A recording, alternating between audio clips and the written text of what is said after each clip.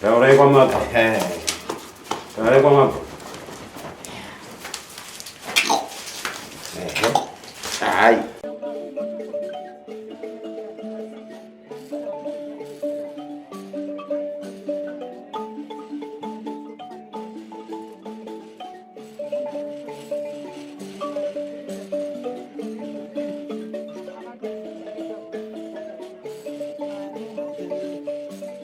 Thank you for tuning into Zim News Beat TV with Robert Tafumani.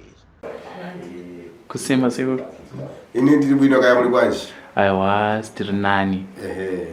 Amenori kuri sei kuno kwa Mchangadura. Kwa Mchangadura kuno kuti no simba chaizvo. Ya chando chete ndo changa chabaya maflu. Flu haitalise kuti uyu atanda asekuruka.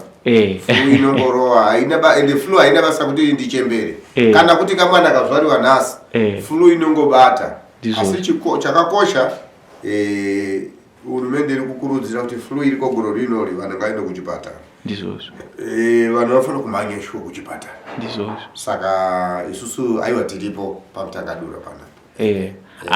Ende uye mukatoita flu sekuruka. Isu atimbozvinzwisise nekuti tinoziva kuti ndokwa tinoponera. Tinokuramba tichiuya. Ndakataura namakomana ku UK. Ndikati nini handisi kunzwa mushe ndiri kurwadziwa nezino neflu zvikanzi sekuru pamishonga yese iyo matadza kupora. Mukataura kuti muri kurwara mimi sekuru handisi kuzogamuchira. Saka ndakatarisa ndikati hey vana ava vatona tsisine nini. Saka tsisine nini hapana. Chakati kuda upenyu wavo kuti nini ndifambise upenyu wavo. Saka alhamdulillah ndakakumbira ipapo ndikati zvina moso. Regai ndingoshingirira ndichikosora ndichirapa vanhu ndichikosora ndichirapa vanhu noti vandibvunza kuti sekuru mukataura zveflu makabva kuchipatara musina kana 2 weeks maita accident but makakwanisa kugara pawheelchair mukatanga kutibatsira neflu sekuru inopera iyi furai maziwa ndikati vazukuru vanotaura chokwadi. Sekuru tingazviterere nezvekuti sekuru wedu havazonzwa mushi tichitoda kuti vatibvumbamire matambudziko apere. Ndizvozvo chaizvo aiwa ndinotenda. Ndizvozvo sekuru. Aiwa ndaona nhasi tine mhuri yatiri nayo panapa yauya ikati nhasi rega timbosvika pasekuru achapola. Regai timbotaura nawo tinzwe kuti matambudziko akavasvitsa pasekuru achapola akamira sei. Ndizvozvo aiwa tinokutenderai sezvo ndimi vemedia munotishambadza. Chatinongodira media njokuti media ine makuhwa anosvika kure. Ndizvozvo. Saka guhwa renyu iroro rinotakura mashoko evanhu echienda nayo kurefu. Saka aiwa inguva yenyu nokuti susu tikakurambidzai nehurumende tinoita mhosva. Ndizvozvo. Ndinotenda. Aiwa tinotenda sekuru. Makadii zvenyu? Aiwa tinofara. Ndinoziva kazhinji ukaona vanhu vaakufamba vaakusvika pasekuru achapola panenge paita nhamo nemadzvudzo. Chakakusvitsaiwo pasekuru achapola matambudziko akaita sei? Chaisvitsa pasekuru achapola matambudziko emukomana. Ndizvozvo. Akungorwara achirwara shamsika kuti chii chiri kumpedza mwana uyu. Chafamba pakawanda hapana chatichabuda. Saka iye akazouya kuno ayegamira kanga murayiro kuno ndobva asi kushandirwa kuno ashandirwa kuno ndobva anzi naasekuru enda unoya nababa wako namai vako ndokuya pataita isu pano. Mukoma ndanzwa kuti ndimi makatanga kusvika panapa. Dambudziko rakakusvitsai pano chii chaitika? Dambudziko rakandisvitsa panapa nderekuti inini ndangoya kuna sekuru kuti dambudziko rangu handisati chii chinoitika mandiri kuti vanhu auye kutora zvinhu zvekuba. Akati sekuru ndakati vazomubatsirawo kuti iko kuita basa rakafana nezvuu handinonzwisisa kuti chii chinenge chifamba zvakadai. Saka sekuru akangoti vanhu auya kunoda mai vako nababa vako varipo kuti toziva kuti chii chiri kutora nichikuenda nechii. Ndizvozvo. Saka ndandauya navo baba vangu namai vako tika sekuru akati ndocheka sei. Ndanzwa muri kuti dambudziko rakakusvitsai panapa raiva rekuba. Makatanga rini basa iri? Zvekuba izvi zvangova zveupenyu hwese zvokuti asi kwandaenda hakuna chadaimboona kuti ndiri kuitei. Ndichongoita zvinhu zvokuti hazvinyatsonzwisisika kuti watanga kuba ringanyako matenesi. Ndizvozvo. Pavaiba apa pavaiba zvinhu zvakaita sinema. aingotora chese chaanenge aona mari dzevana apenze zvanganyanya kutora mafoni evanhu vangatora kutiza kumba notora mafoni evanhu. Mukoma, pamaiba zvii zvaiitika pamuri? Chii chaikutumai kuti tora chinhu ichi chisiri chavo? Inini ndaingonzwawo ndega kuti nokuita kunge sekunge ndangofemerwa, ndongofamba ndotoenda ndotonosvika kuona kana pane chinhu sikutora pasina ambondoona kana kuti ndizoziva kuti zvinhu zvacho zvinenge zvichifamba sei. Handizive zvinenge zvichifamba sei. Asi pane pamaimbobatwa here mukubo? Nguva yangu zhinji ndasingabatwa, asi pano neapo unoziva unozongokuti ubate nguva zhinji. Ini zvakutonditamudzawo kuti chii chikuitika muzvandiri ese zvinoiti saka tozive kuti chii. Okay, saka since manga musingabatwe Mukoma, chazonyatsoita kuti nhasika handina hangu kubatwa but rega ndinotsvaga rubatsiro, chii? Chada kuti ndizoya kutsvaga rubatsiro nakuti inini ndizive kuti chii chikukonzeresa kuti ndidaro. Kana kushanda chaiko handichatokwanisa, handichatogone kana kushanda, asi ndinoshuvira kuti ndigone kunge ndichishandawo. Asi kana ndikaiswa pabasa chaipo kungodzingwa nawe kutora izvozvo. Saka namatora zvinhu izvi semafoni anga achitaurwa namama, maizoita sei nemafoni? Kungotengesa nekungoshandisa kana mari. Mari yacho maizoiitise? Chine musoro chandaiona. Nekuti kana munhu uri kuba pabasa riri kukupa mari inokuraramisa, wotora foni yaunotengesa isingazokupi chiraramo chinoenda kumberi, zvinenge zvichifamba sei? Nditaure ndichiti zvaingoitika mandiri kuti zvinhu zvanengonzwa kana ngonzi tora icho ndototora, ndikangochitora ndakutongoita zvandoda nacho. Kana ndingave ndatengei kana kutengei hapana chandaionawo, asi ndaizoti ndandine mari namanje ndandine chakati handisisiwo. Saka ndakazoona kwasekuru kuti ndinyatsonzwisiwo kuti nasekuru chiko chinenge chiitika munhau dzakafanana nedzodzi, ndoko wakanditi uye nani nevabereki. Hama dzichamuda, hana kana achamuda kana vakumutya. Isusu notumutya maikaaaaaaaa pamwana. Saka batoti titore kuti atombotya kuti anotiendesa kupi. Baba, makazvitambira sei muchinzwa kuti pane chinhu chashaika asi mwanakomana wenyu kekutanga muchitanga kunzwa shoko rakadaro? Ndakamubvunza akandirambira, akazoba akanotengesera imwe shamwari yangu asingazivi shamwari yangu foni nelaini zvese. Ndoyandomuudza kumba zvikanzi akana katandikuatengesa pataenda zvikanzi foni yenyu tatengeserwa nekuya pondo kuna ndakatenga $25 pondo yachabvaniswa haana chinhu kumba rida kuziva kuzo tikasadza asi apandibira foni anotsvakisa basa ndizvozvo. aiwa zvayandirwadzawo. Asi imimi semubereki muchiona mwanakomana achiba zvinoshamisa sekutsanangura kwakuchiita mama, zvekuti munhu anosvika pakuvengwa nehama dzake, hamunawo here kumboita pfungwa yekuti rega ndimbotsvaga kuti chii chiri kukonzeresa mwana wangu kuita mabasa aya? Tikambofamba kunenge kutatu kana kuna kwese, asi vanhu vaingoti ane shairi uvhimi. Kati munhu anovhima padzimba dzevanhu kuti anoenda musango, kuti ane shairi uvhimi tozobaya taingozwa.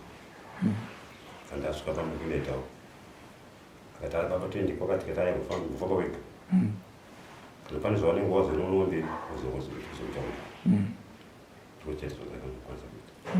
Saka nhasi zuva ranhasi hamuna ukadzika here mukomana achikudzira kuti inini ndine dambudziko rekuba vabereki, zvichida sekutaura kwamaita kuti aimbokurambirai, asi nhasi auya ega kati baba inini ndine dambudziko rakaita soko asi ndanzi uyai nemi ndinokugadzika. Akadaro zvake pandaro hakuchizivi kufunga ndoenda here kana kuti kwete, kana itofunga kuti meno kwakabiwa kwakaba akagadzirirwa nemishonga.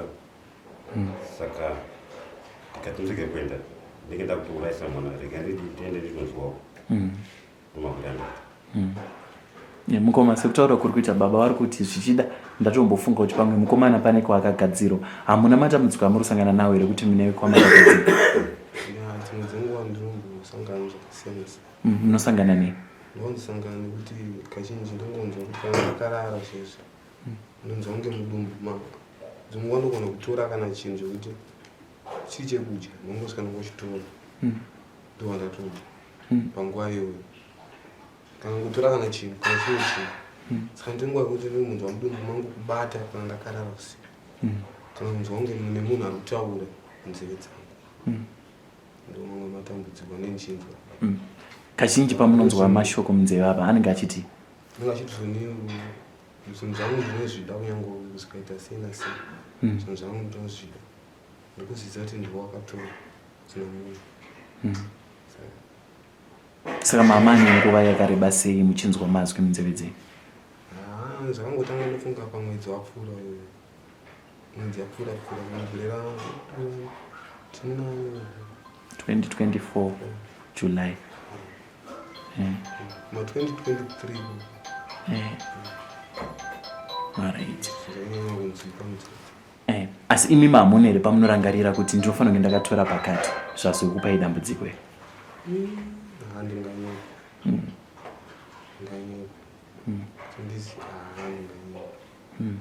Ayo sikutende kuti zvinhu ndinotozovoyokawo kudziona asi chinhu chacho ndatora cheche ndo chandikonzeresa kudai ndizoziva kuti ndichani kana kuti handizozivi.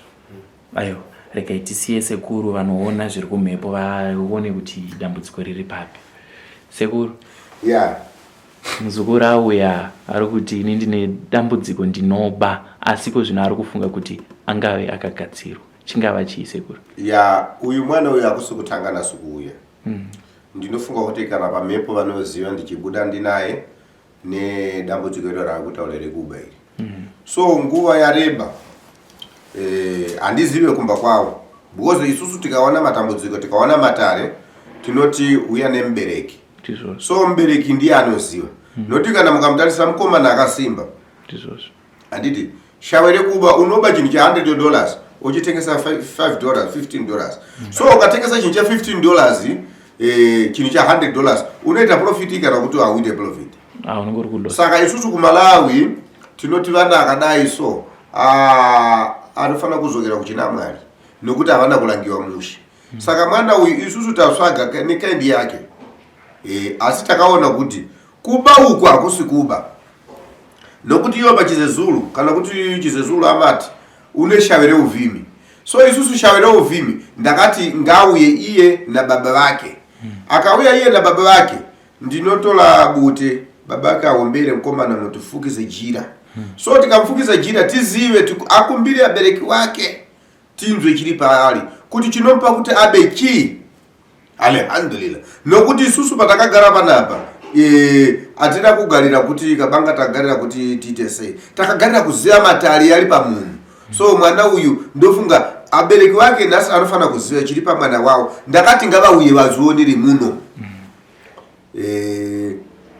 Ndofunga muri kuona kuti baba naamai paChizezulu ndakanzwa mwakutaura chishona chekuti ati anoboekana. Baba havasi kutodakata kutarisa mwana wavo. Amai vacho hanzi tangouya mukuti mwana kana asingateereri abereki vanoneta naye.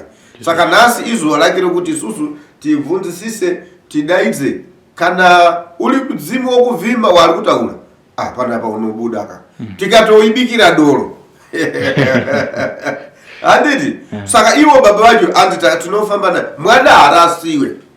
Mwana kana aita dambudziko rakadai vabereki munofanira kuziva kuti kokuba kukuita mwana uko chii nokuti ari kuba chinhu $10 imi moenda kumuprofita wokudza kuti ane shavere uvhimi. Ko maudi kumuudza muprofita wacho tibuditse shavere uvhimi iri tirinzoti rinobva kupi ndimbori ani ari kuda chii muprofita wokubudisira shavere iye.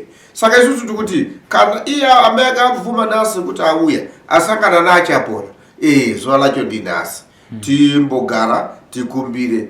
Sindiziva handizoziva kuti ndimbenemo adanyoba tifusa amai vakena ndibambo adakuzwa ati bwana kuti munofundira kwa Achapola aikona Achapola vakena mumaziva ndineyo. So pano lero chimene chakalira chakuti tifunse kuti kuba kwa mwana uko ndi chiyanete. Ndimene. So pano bika yanga nafwaka ndi nsalu ya white.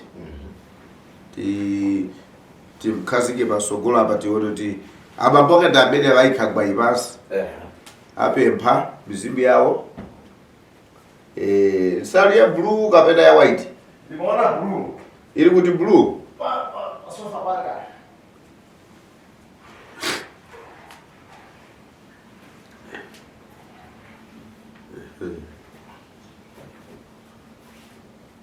Ati pali shawera kuvima. Tifuna dziwa bambo shawera kuvima ati. Shawera kuvima njani? Kwanza chi chinonzi shawera kuvima. Tengere mtayo nenge muka kana kushanda kusenza kuvima. Bati nengo mvimi kuweya mukamsanga. Kokuba. Akuba kuvima. Mulukana ilo lili bado la kuba hii.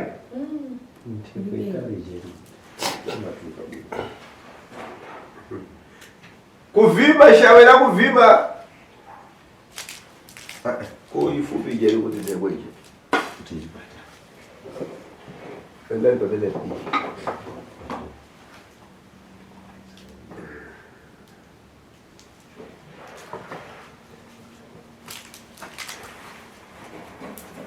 Mungu chova kumpiga watu. Nda mashauri yako vima ana utsiru tamina kosa.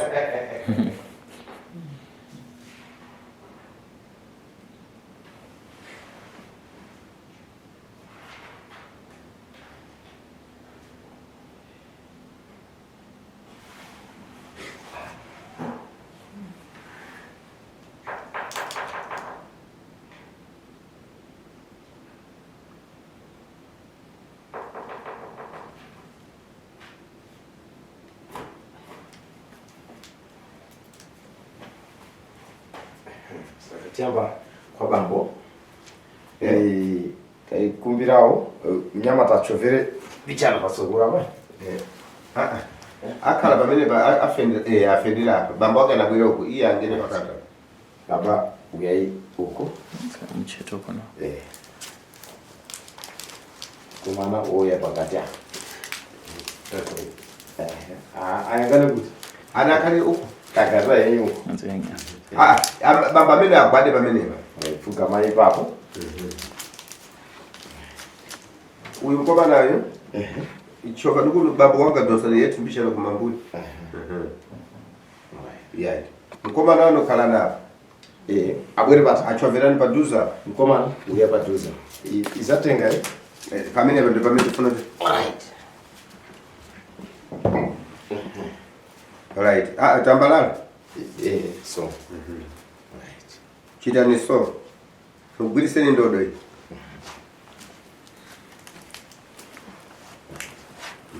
Ugwiriseni ndodo. Ugwira so. So. Tasa. Chova zanjala kupezo. So. Bija.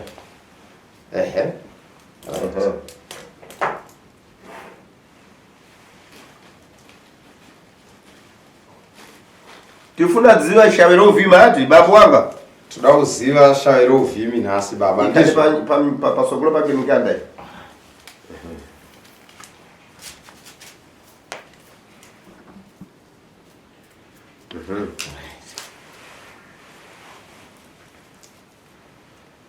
Apa sini gwa imanja bambo wake.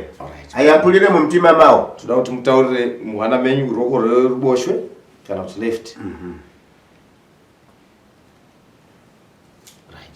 Muchaita muchisa basi muchitaurira Kana aita so atenga bichana mumapema. Angu Bichana. bichana.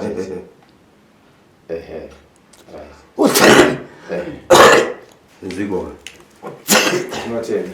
Itai muchisa pasi Ikane basi. Taurira. Imwe manje munena kuti mwamba munenese mawe yanu ya mveke.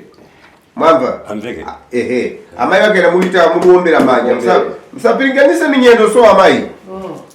Mfundike ni nsalu komano. Osa mfundika tubilonse mfundike ni mkubera. Right. Ise kwa tupimati. Muya nkulira. kuti ndikufuna kudziwa pa mnyamata wanga uyu anabwera pano poyamba ali kulankhula kuti ndinamva mawu yake mwana wese ndichamukonda chifukwa chokaswiri kapena umbava ndifuna mzimu wake ngati ndi mzimu wakuvima kapena usodzi ndifuna kuti ndidziwe iseyo tikugwira ntchito ndi mwana uyu inuyo muchite zimene isu tikugwira mupemphe pakati pa minyendo yake ngati ndi mzimu wakuba tiudziwe ngati ndi mzimu waufiti tiudziwe tikuyitana mzimu umene utuluke pano lero sitifuna tutuluke mawa mwamvera Right. mamba chichaya bwinobwino Manzwa zvakanaka na. Nazo zvakanaka. All right. ikani pakati pa miyendo yake apa mulika Mkulu wangu ndini mwana wenyu chamunowa ndauya muno masekuru nemwana uyu tikunzwa kuti isha rake reuvhimi hwerudzii anovhima mukuba mudzimba dzevanhu here kana kuti musango kana uri kubhinya toda kuti uone baba ewa mkulu wangu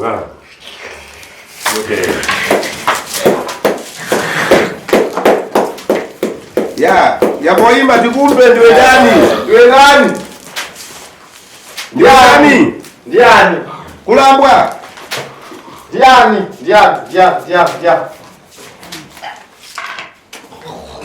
anje kubaba ngwala ima iwe ala mene ufika siyakwaya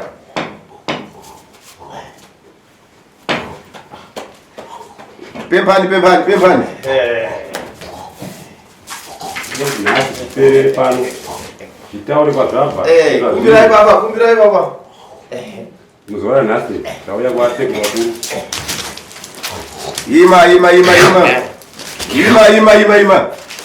ima ndiwe ndani iwe alright aima vasikani mkanda kosi ndiani sarufuna si wake mkanda msambazike si wake mkanda bwana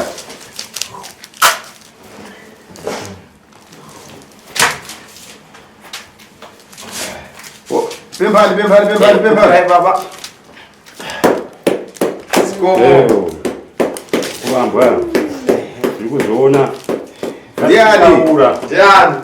ndiani koni mzimu wa nyani kodi ko ichaire gudo here ichaire tsoko ichaire aniko rarisingaziwo musha haritaure kwarabva rataure ndiani rabhepi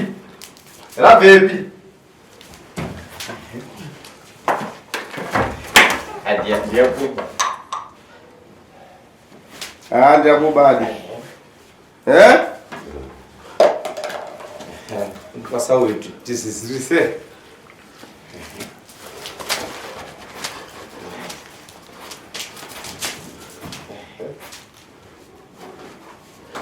mangeni kosi mangeni chiwi mangeni so mangeni apa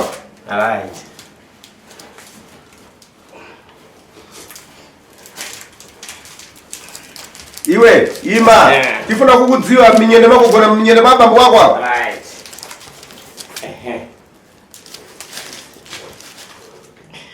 apa kuruma ndikuruma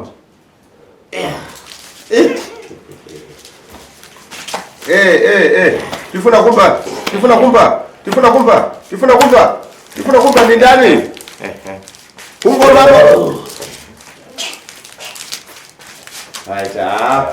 tenga ni mpapo ndi mbali yake na mzimu wasa ndimo maji yake nene yake apa uzizira mani azolo saita karabas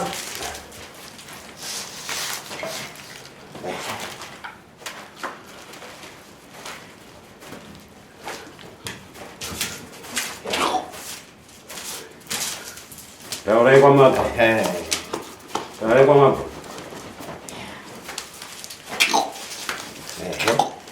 ai kasikike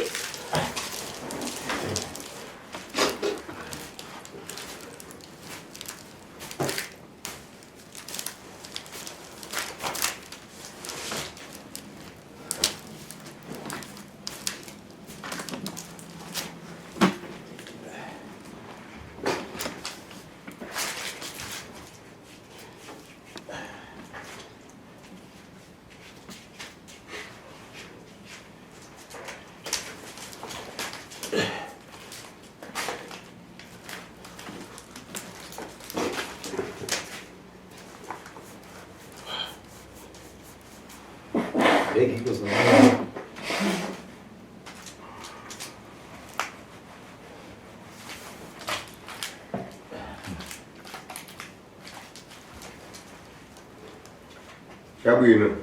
Baba. Ndiganiza kuti bambo wanga ndamai maona mabwera zinthu zani zipamapempha. Ndinofunga maona mawiro anoita zvimweni. Zvamakumbira.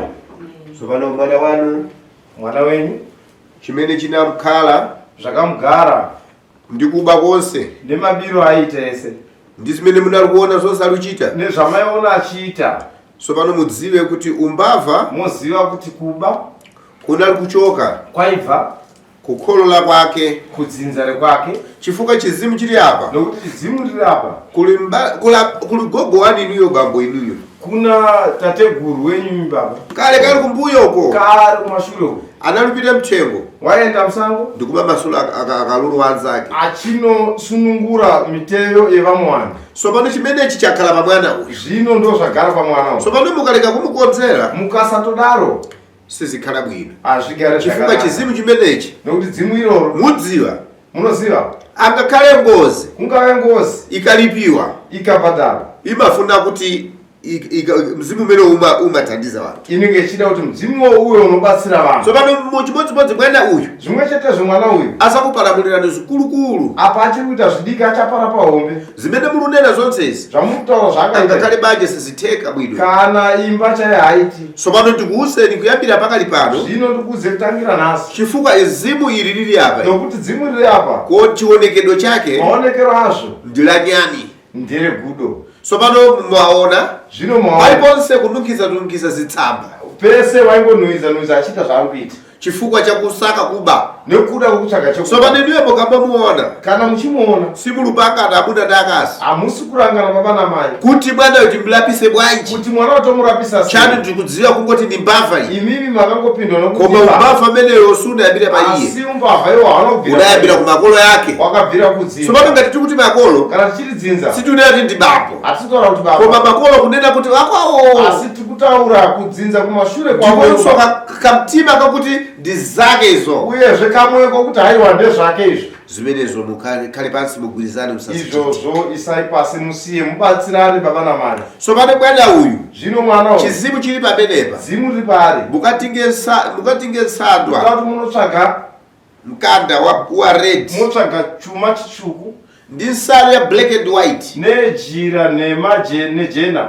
2 meters ari mamita mairi mukamuchitire phwando munomuitirawo kaunganidzo kwakuti anzake kokuti vamwe vake amene aona zili pa iyeyo vaona zviri pari akabwere akakhazikana vauye vagadzikana. ndiye akakatera mzimu umeneyo kakatulukira kana adaro dzimiro rabuda mukaona umeneyo akasalala bwina ngonso muchaona achararama zvakanaka ndiponso mudziwe kuti mzimu uli pa mwana wanu muzive kuti dzimu ri pamwana wenyu limakondanso mankhwala rinodawo sikuti mwaona papato lirupita mumankhwala mawatakapita mishonga mesomo kudziwa mankhwala kumene kuziva mitombo ni mbavha ya minkhwala kumapita maazimu wena konso kumakaimba mbavha zvekare inobaka na mitombo ichipinda matare ya mwana ziko tinotenda ndingoti zimenezi pamwana wanu monga madziwa zvino pamwana wenyu ndofunga maziva zimene zili pa iye zviri paari anabwera poyamba wakauya pokutanga apa lero mabwera inuyo madziwa zvino imi mauya abereki koma mukamutayirira muzamva masiku yolubwera pasogolo asi kana mangomurasirira mazuva masho manoteera mzimu umeneyo zamupotoloza khosi mudzimu uchamunyongora huro muzadabwisika muzamva kuti kuli mwana wafera m'madzi muchashamisira mongonza kuti kuna afira kana mvura kapena kuti wagunswa ndi motokari kana kuti warwa nemotokari munzira mukaleka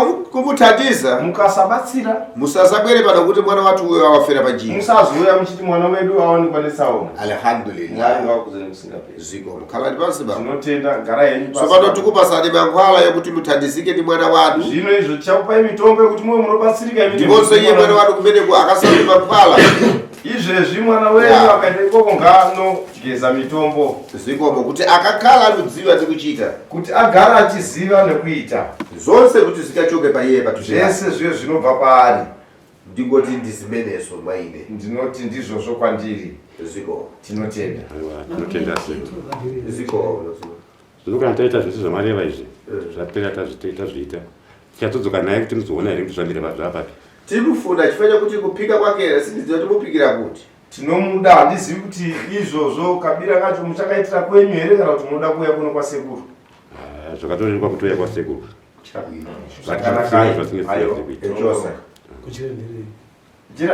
hausi kutoziva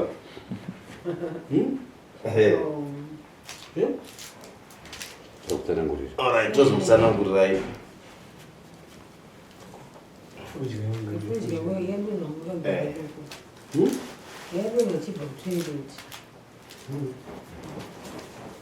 Khala pamene pokwasiwa.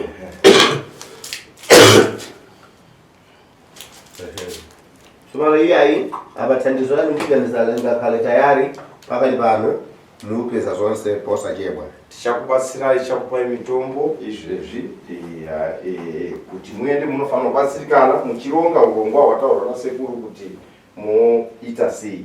Ndiponso musiya adiresi kumene mumakhala. Muchasiyazve pamogara namba dzacho kuchita tingati kwatheka mofulumira kuti kana zvaita nekukasira kuli zina zimene zabwera kune zvimwe zvinenge zvauya zikafika kunoko kana zvasvika kwatiri tikuitanani mubwere kudanai mouya bonga mzimu ulutulukira nemakudiro ari kuita dzimu racho iniyo musadziwenso inu muchagara muchiziva koma mumangodziwa zimu lili apa asi munongoziva dzimu riri apa ndirayankhula la anyani ndere vheni so padeniyo kunzwa kwake kuza kuvutani uyezve kunzwa kwake kuchakunetsai koma akafika kwa ife asi kana asvika kwatiri akatenga mankhwala kapena akakumba chani atiuza paliponse tikamupa mitombo akachera anotaurira pese pese koma iniyo muzungomba azungolangula bobo uyu si pusi uyu ndi nyani uyu ari sitsoko asi ibveni mwamvesesa eti matinzwa here so pano kuba kwese kwinengonso kumene amachita ngati ali kuita ngati ali kuteteza ndi manja mabiro acho anoita kunge ari kufukura nemaoko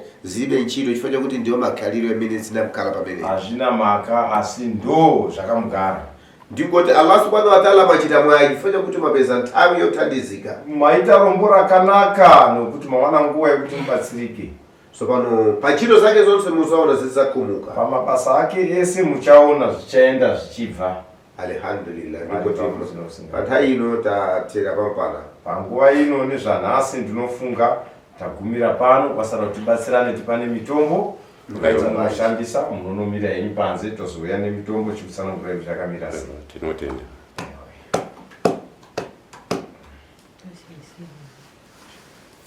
wadziva.